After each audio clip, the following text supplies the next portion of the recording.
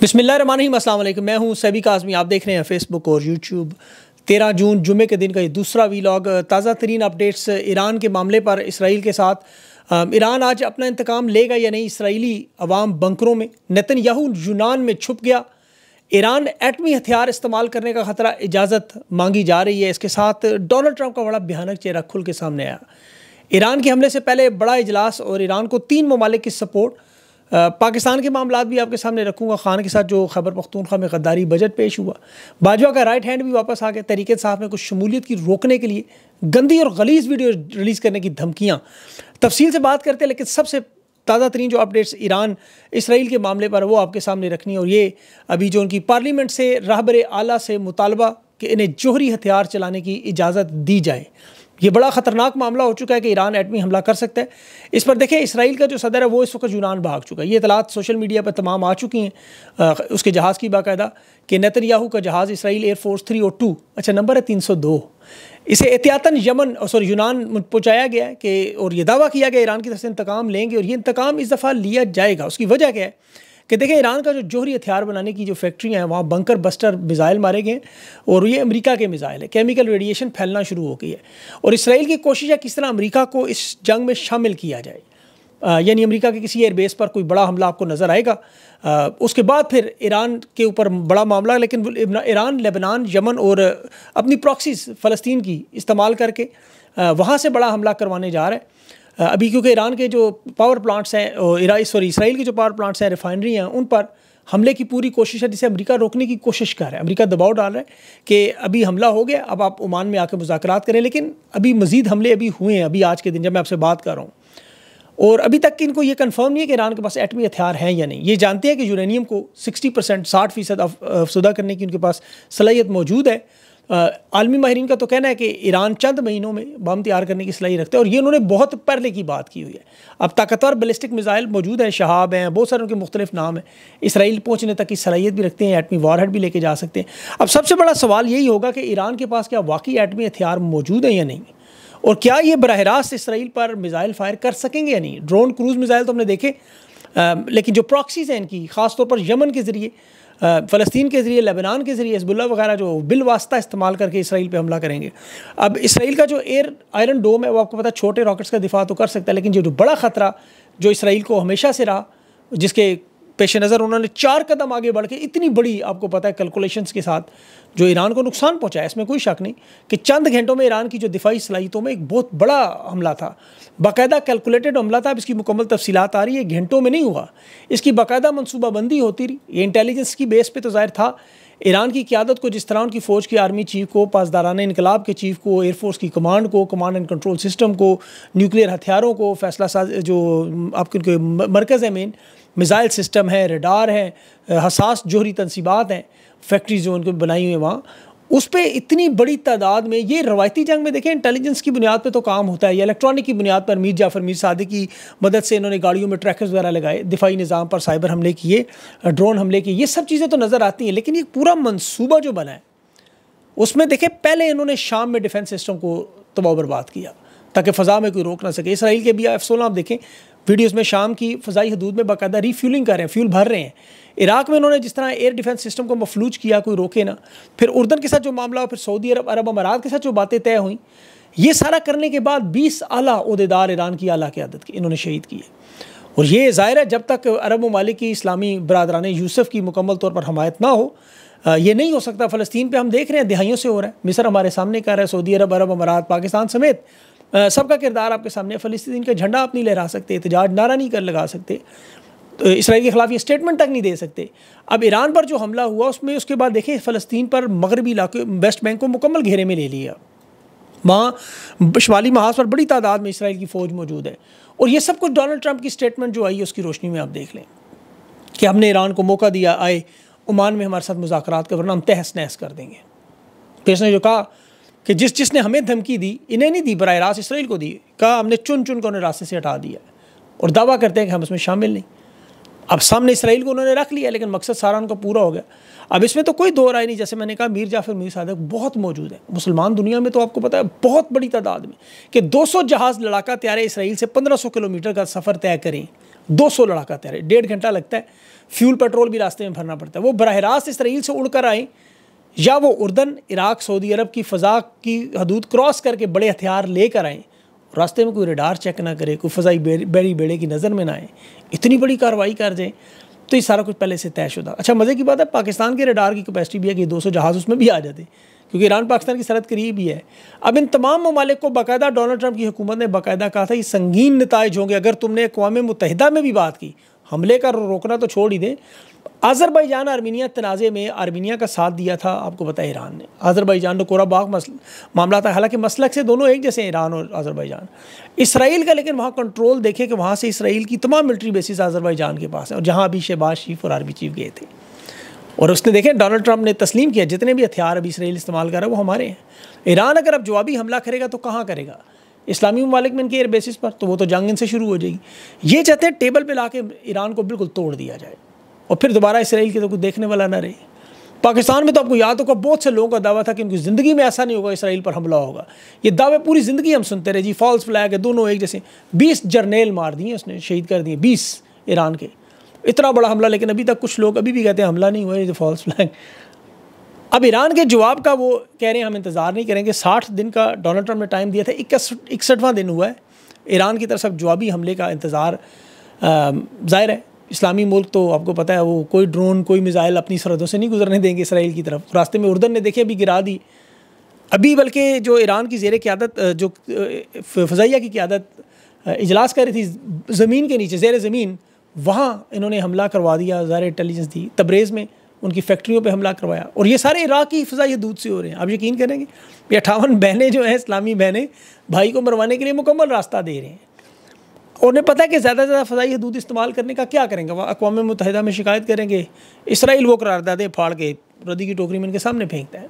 शाम के सदर ने एक तकरीर की, उसने इसराइल ने ईरान ने हमें बड़ा दुख दिया, लेकिन काबिल मज़म्मत हमला है और अब इन्हें जवाब देना चाहिए। उन्हें जवाब क्या देना, उस काबिल ही नहीं छोड़ेंगे वो, कि एक मुल्क पर 40 साल से इक़्तिसादी पाबंदियाँ लगाई हुई हैं चारों तरफ से। आप वो नक्शा देखें, अगर मेरे साथ चल रहा हो कहीं इधर या इधर, तो उसमें आपको नज़र है कई जगह छोड़ी नहीं ईरान पे उन्होंने इसके घेरने की। इसीलिए डोनाल्ड ट्रंप कह रहा है आप जो अगला हमला करेंगे सफ़ा हस्ती से मिटा देंगे। ताकतवर का असूल है कि मेरी ताकत के सामने सर झुकाएं, अगर रास्ते में कोई रुकावट बने तो उसे वो छोड़ते नहीं। अब उन्हें पता है ये जो खामोश है इनकी बारी भी आनी है। नेतन्याहू ने कहा ना कि मैं कभी अब उस्मानी खिलाफत नहीं बनने दूंगा, तो 200 जहाज़ उड़कर अगर ईरान पहुंच सकते हैं तो ये पाकिस्तान भी पहुंचने की कोशिश करेंगे। याद रखें, पाकिस्तान के न्यूक्लियर हथियारों का बड़ा ख़तरा है ना, ये महरूम रखना चाहते हैं। चीफ तो बदलते रहते हैं, ये या तो ऑन बोर्ड बुला के पैसे दे देंगे, तो या डॉलरों की बरसात करेंगे, या फिर न्यूक्लियर हथियार छीनेंगे। ये हुकूमतें तो बदलती हैं, आपको पता, लोग आते, कोई ऐसा आ गया तो फिर ये सोच हमेशा रहती है। पाकिस्तान हिंदुस्तान की जंग भी जो है डोनाल्ड ट्रंप अभी भूला नहीं है, क्योंकि वो जंग चीन जीता है, ये जानते हैं। या तो हिस्सा बने उसका बड़े आराम से इनके साथ, क्योंकि जो खड़ा हो सामने उसको डयाला जेल आपके सामने इमरान खान, कौम को उसकी कीमत अदा करनी पड़ती है। और ईरान में भी बड़े मीर जाफ़र, यहाँ तो ऐसे ऐसे मीर जाफ़र बैठे हुए पाव गोश के लिए, आपको पता पाकिस्तान में पूरी भैंस मार देते हैं। आप तारीख उठाएं ज़रा पाकिस्तान की इन दिनों में, कोई बड़ी वारदात जब भी ऐसी करनी हो, हमला करना हो, तो आला क़यादत, अस्करी क़यादत, वज़ीर-ए-आज़म ये मुल्क से हमेशा बाहर होते हैं। अमेरिका में, सऊदी अरब में या अरब अमारात में बुला लिया जाता है। हत्ता कि इमरान खान को भी जब रूस यूक्रेन की जंग थी, बाजवा ने कहा रूस जाएँ आप अभी, वरना हज के दिनों में लोग उम्रे के लिए नहीं जाते, आपको सबको पता है। अब शहबाज शरीफ आर्मी चीफ से सारे कहाँ थे? अभी देखें जब ये हमला हुआ तो शहबाज शरीफ अरब अमारात, अब आर्मी चीफ अमेरिका जा रहे हैं। इसी तरह आपको याद होगा जब 9/11 हुआ था तो उस वक्त भी पाकिस्तान की आला अस्करी ओहदेदार वो अमेरिका में मौजूद थे, और जब तक वो मामला तय नहीं हुए, तहस नहस नहीं किया, वो अमेरिका से वापस नहीं आए। तो ये ऐसा प्री प्लान मंसूबा है कि ईरान पे हमले के वक्त ऐन वक्त अस्करी क़यादत को बुलाना, ये इत्तफाक नहीं है। ये बाकायदा चीन रूस के साथ, मतलब जो तबाही फेरनी थी, अमेरिका इसराइल बाकी ममालिक में इकट्ठे हैं।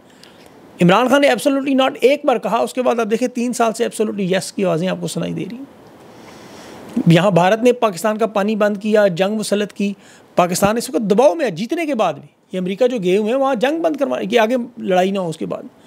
इन हालात में अमेरिका जो कहेगा ये करने को तैयार है। शंघाई कॉरपोरेशन बनी हुई है 9 ममालिक की भी, लेकिन आप देखें यूक्रेन का भी रूस के साथ क्या किया उन्होंने, 117 ड्रोन मार के रूस की फ़ज़ाइया को यूक्रेन के ज़रिए कैसा नुकसान पहुंचाया। 41 बड़े जहाज़, 10 बड़े आपको पता ट्रांसपोर्टर बड़े जहाज़ थे, वो सारे के सारे तबाह। $7 अरब का नुकसान हुआ ये रूस की फ़ज़ाइया से की कमर इन्होंने यूक्रेन से तोड़वाई। अब ये चाहते हैं अमेरिका, इसराइल और मगरब कि पाकिस्तान, ईरान, चीन, रूस ये सारे पीछे हट के एक सुपर पावर माने सर तस्लीम खम करें और हमें चलने दें।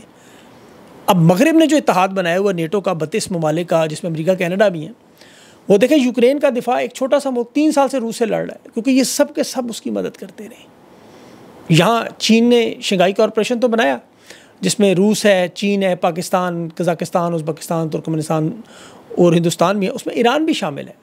अब अफ़गानिस्तान, मंगोलिया को भी बाद में शामिल किया गया, बल्कि तुर्की, सऊदी अरब जो थे, मिस्र, अज़रबैजान, श्रीलंका और नेपाल, ये बाद में अरब अमारात भी ये मुबस्सर के तौर पर शामिल है।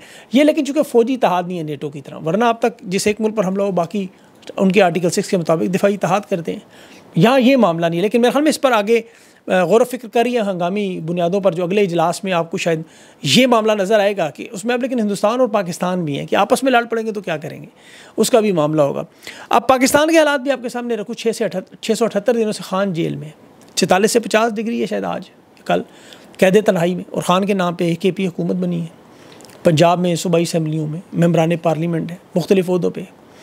उसके बाद खान डट के खड़ा है मैदान में, हशाश बशाश है, रिहाई है, ये सारे डायलॉग आप इनके सुनते रहे। आज असल वक्त आया खैबर पख्तूनख्वा असम्बली में, तो इनकी तो बड़के डायलॉग्स, सियासी बातें तो आप सुनते रहे।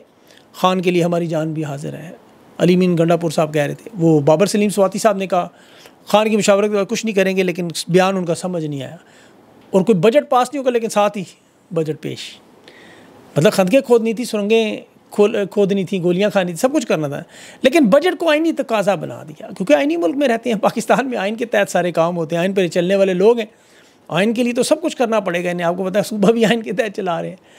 अवाम को कहते नहीं, अवाम ने हमें मैंडेट दिया हुआ है, और ये जो सोशल मीडिया पर लगे हुए हैं इन्हें क्या पता ग्राउंड पर क्या हो रहा है। इधर आके देखें, इमरान खान की ने हम पे क़यादत पे एतबार किया हुआ है, ये हमें गदार गदार कहते हैं, लेकिन आज इस्टेब्लिशमेंट बड़ी खुश होगी कि हमने बजट पास करवाया इमरान खान को माइनस करके। लेकिन उन्हें ये नहीं पता कि जिस तरह खान ने इस पूरे निज़ाम के चेहरे से नकाब छीना, बल्कि बीच चौराहे नंगा कर दिया, आज इसी तरह जो लोग खान की रिहाई नहीं होने दे रहे वो भी आज पकड़े गए। इन्हें सोशल मीडिया पे कुछ लोग गद्दारी के सर्टिफिकेट देते थे, मैं उनका बड़ा मुखालिफ। जैसे कायद-ए-आज़म ने कहा था ना, मेरी जेब में चंद खोटे सिक्के हैं, सिर्फ चंद। कायद-ए-आज़म की एम्बुलेंस ख़राब हुई, ऑक्सीजन बंद हुई, टायर पंक्चर किए, कायद-ए-आज़म को शहीद किया। यहाँ दिन दिहाड़े सोशल मीडिया पे 3 दिन से खान का बयान शेयर किया जा रहा है, खान की तकारीर बताई जा रही हैं, अलीमा खान आके बता रही हैं, इमरान खान की बहनें बता रही हैं कि मुशावरत और मुलाकात के बाद बजट का सोचना भी ना, उनके पास 101 रीज़न है ना पास करने की।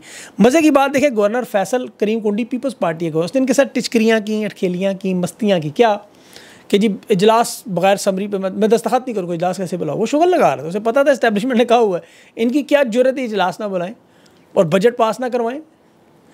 उसने इन्होंने बगैर समरी की इजलास, आपको पता है, वो अडयाला से खान चीखता रहा बजट पेश ना करना, मैं पैटर्न इन चीफ हूँ, लेकिन ये कहते हैं नहीं, मुशावरत करेंगे और डायलॉग बोलेंगे, इजाज़त ना मिली तो काबीना का इजलास अडयाला के बाहर करेंगे। डायलॉग हैं बड़े बड़े, एक से एक बड़ा, और उनके साथ दिफा में बहुत सारे लोग भी मौजूद हैं। ये अस्करी मुतालबा था, बजट पास करना है। खान का पैगाम अवाम के सामने था। अभी तो देखें, मुराद सईद ने पिछली दफ़ा मादनी बिल पर एक बयान दिया था, जो असम्बली के अरकान थे उन्हें समझ आ गया कि यार नहीं बैठना। आज सारे के सारे बैठे हुए थे। मुराद सईद का बयान अभी नहीं आया, वो 3-4 दिन बाद शायद वो आ जाए। लेकिन मदनियात के बिल पर ये लोग कुछ खड़े हो गए थे, अब वो एक बंदा नहीं खड़ा हुआ। ऐसा इस्टेब्लिशमेंट ने इनको डंडा मतलब घुमाया है। एजेंडे में बजट नहीं था कह रहे थे, लेकिन आखिरी लाइन में वाज़े तौर पर लिखा है कोई रेलेवेंट कोई ख़ास काम डिस्कस होगा, जो सबसे पहले डिस्कस वही हुआ। चले, तहरीक इंसाफ के लोगों को समझ तो आ गई। अब ये जानते हैं ये लोग कि नून लीग और पीपल्स पार्टी की मुखालफत देखें अवाम में सोशल मीडिया पे, लेकिन इस्टेब्लिशमेंट साथ खड़ी है, कोई कुछ नहीं कर सकता। तो अवाम सोशल मीडिया क्या कर सकेगी। बैरिस्टर गौर साहब ने बयान एक दिया भी कि मैं इस्तीफ़ा दे दूँ तो देखो सुप्रीम कोर्ट के मुताबिक कोई पार्टी का चेयरमैन नहीं बन सकता। इस बयान का मतलब कि जाओ जो करना है कर लो। खान पैटर्न चीफ इसीलिए बना। 9 मई को जिन लोगों को इस्टेब्लिशमेंट ने तोड़ दिया, जो रह गए उन पर भी काबू पा लिया। ये शहजाद अकबर साहब की खबर सुने कि आप पारा के बदनामे ज़माना अफसर बाजवा का जो पिछला दौर था, उसमें असद उमर, ज़ुबैर उमर की तहरीक इंसाफ में वापसी की शमूलियत की बात अभी साहब ने आई सिर्फ, उन्हें कह रहा है कि अगर अब आए तो ऐसी गलीज़ वीडियो जारी करूँगा कि कोई रियायत नहीं होगी, और सियासी इंतकाम। तो ऐसे ही भी बयानात पैगामात इनको खैबर पख्तूनख्वा में भी दिए होंगे, ये सारे चुप करके।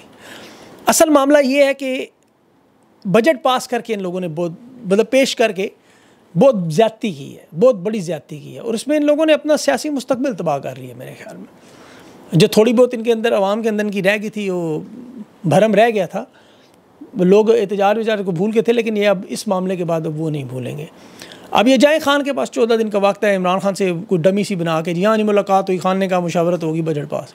बात बजट पास करने की नहीं है, अवाम के मसाइल होना चाहिए, लेकिन ये बहुत कुछ उससे हासिल कर सकते थे, बहुत कुछ, और इन्होंने एक दफ़ा फिर जानबूझ के किया है। पर अब तहरीक का मामला है। आज मेरा नौरीन खान साहिबा से इंटरव्यू होगा, मैंने उनसे बहुत सारी चीज़ें पूछनी है इस तरह, क्योंकि उनकी खान से मुलाकातें होती हैं, आपको पता है, बहुत सी चीज़ें, बहुत सी बातें सामने आती हैं, बहुत सी नहीं आती।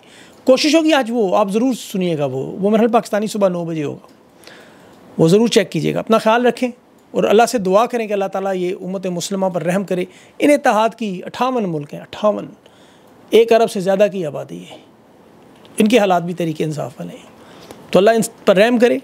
खान जैसे जो लोग डट के खड़े हैं, अल्लाह उनकी मदद करे, और अल्लाह जो बेहतर करता है, आपको पता है, उसका हर फैसला हमेशा बेहतरी के लिए, उसकी अपनी चाहत के मुताबिक होता है। तो इसलिए इन चीज़ों से दिल छोड़ना नहीं।